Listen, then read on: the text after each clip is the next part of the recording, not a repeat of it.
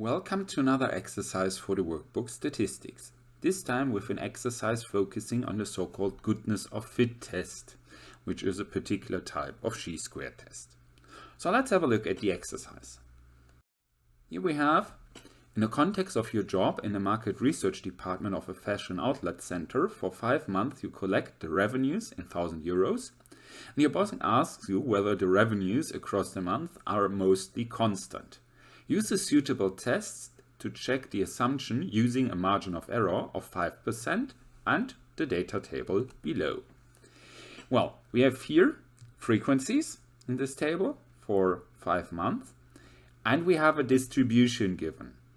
When here the comment is about the revenues being constant across the month, this more or less means that we have a uniform distribution, the same probability in each of the 5 different months.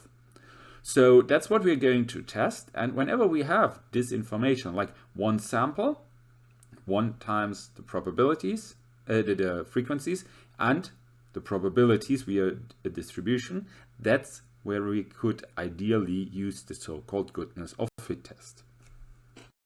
For this, we're going to copy the table from our exercise, this one here, and we're going to add one additional row where we just sum up all the revenues. So that's the total of revenues over the 5 months.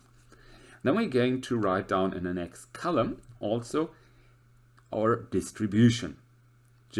I'm not calling this distribution here, I'm calling this expected relative frequencies, because we expect those probabilities to occur with regard to the revenues each month, if it were uniformly distributed, that is.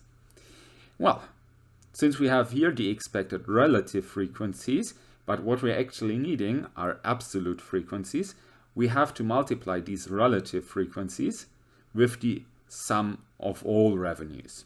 Well, since it's always the same probability at this point, we simply multiply 0.2 with 4,200 once and insert this for each of the 5 different months. So each month we're going to expect to have revenues of 840. Then we can actually compare these expected absolute frequencies with the actual absolute frequencies. And that's how we calculate our test statistic, or chi-squared test statistic. So for each of the months, meaning we're doing this 5 times, we're going to calculate actual value minus expected value squared divided by expected value. That's what we see here. Actual value 800 for the first one, expected value 840, the difference then squared divided by the expected value. So it's more or less almost the same, except for the first value is always the actual value, the actual frequency we have here. And well, that's more or less everything to the chi-square statistic. We just have to put this into a calculator to calculate as a final result a value of 32.143. So that's the value we're going to test with. That's a value describing how big the actual difference of those values from this distribution is.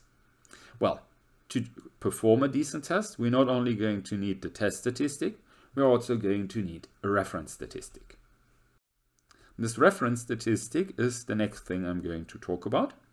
For the goodness of fit test, the reference statistic can be determined as chi-squared I minus 1, 1 minus alpha. The I, that's the number of different categories, or in our case, the number of months. So here I have 5 months, so I'm going with 5 minus 1, giving me 4. Then I have 1 minus alpha. Alpha is the margin of error. Here I said margin of error of 5%. So I'm going with 1 minus 0.05, which gives me the 0.95. So I have this value, which I then can look up in my table for the chi-squared distribution, where I will find a reference value of 9.4877. So to actually conduct the test, I'm going to compare this reference statistic with the previously determined test statistic. If I'm doing this, I see that the test statistic is definitely larger than the reference value. This always means we can or we have to reject our H0 hypothesis. In the context of the goodness of fit test, this means that our distribution does not follow, our values do not follow the distribution. So the distribution is not present without the values we have given. In our particular case, this means the revenues significantly deviate from a uniform distribution. So we could answer that this is not the case. There's significant differences regarding the distribution and the actual revenue values. Well, that's about everything there is to this exercise. I hope you enjoyed it. I say goodbye and see you next time.